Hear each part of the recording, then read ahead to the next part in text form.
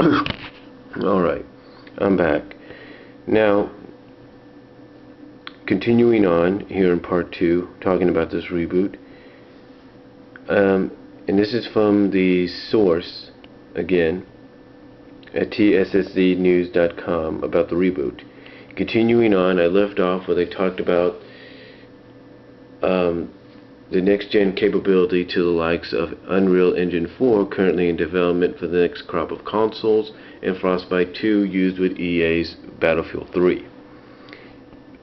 Now continuing on, if this sounds like Sonic intends to take a turn back towards the serious and photorealistic, not to worry.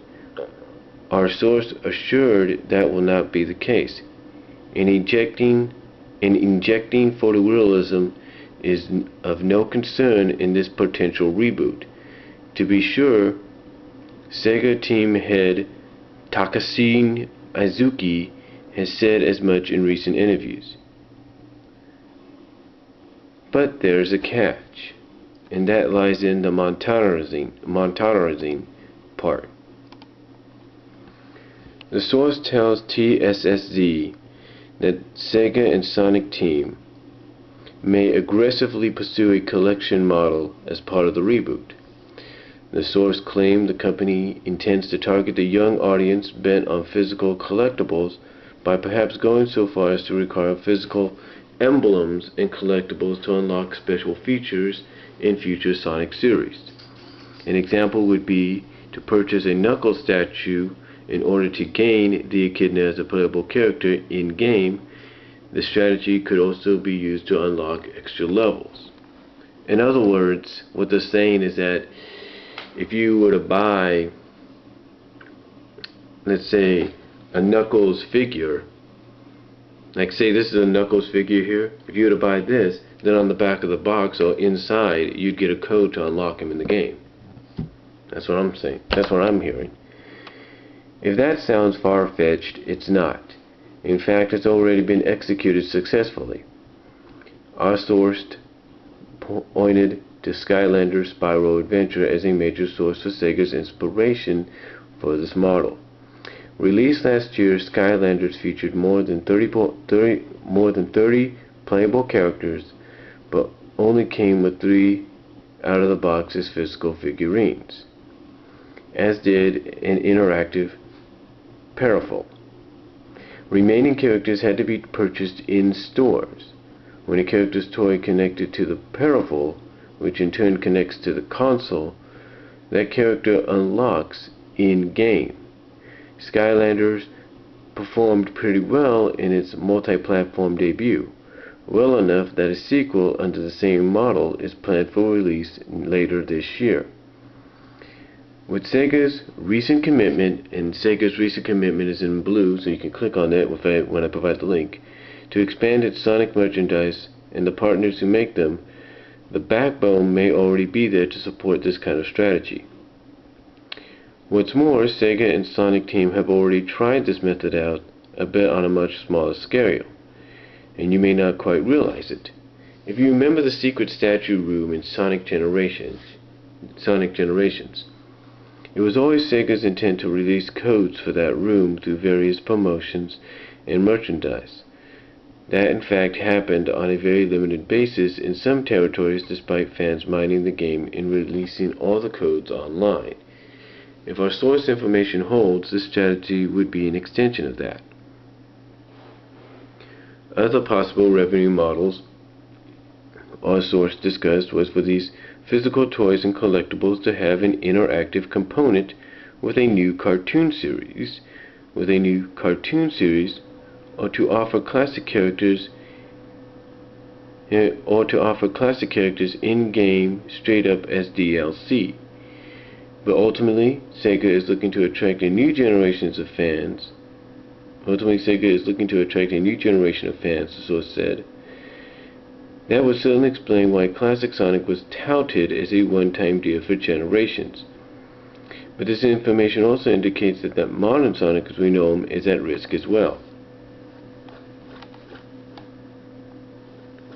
To again be clear, We're told this. Okay. In closing, they say to again be clear. We're told this is all very early and explorational or explorational. Whatever.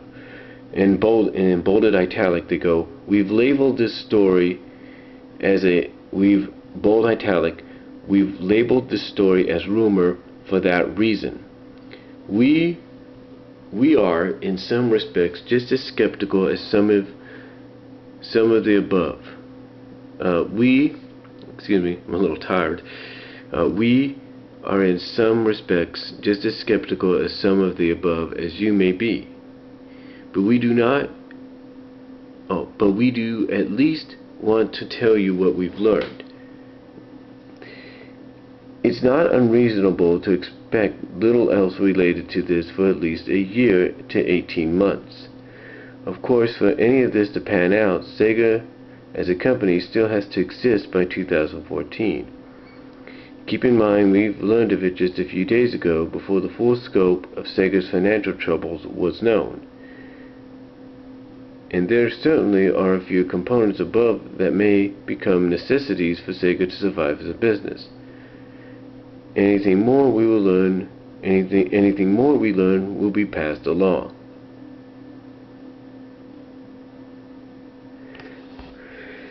Okay, so basically what that sounds like. Now, again, this is just a rumor, and I'm sorry this was in two parts because I was reading both articles to you. But to me, this reboot, if it does indeed happen, depending on Sega's financial future, it could be quite interesting. Now, there's a few things they bring up.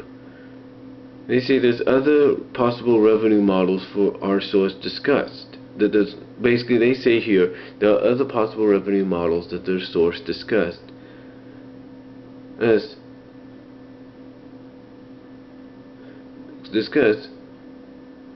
was there that there are for these physical toys collectibles to have interacting components with a new cartoon series, or to offer classic characters in-game straight up as DLC. Now, again, these are just rumors, but if this was to happen, like I mentioned in part 1, this could be what a lot of fans are hoping for. This could be a combination of things we've all wanted.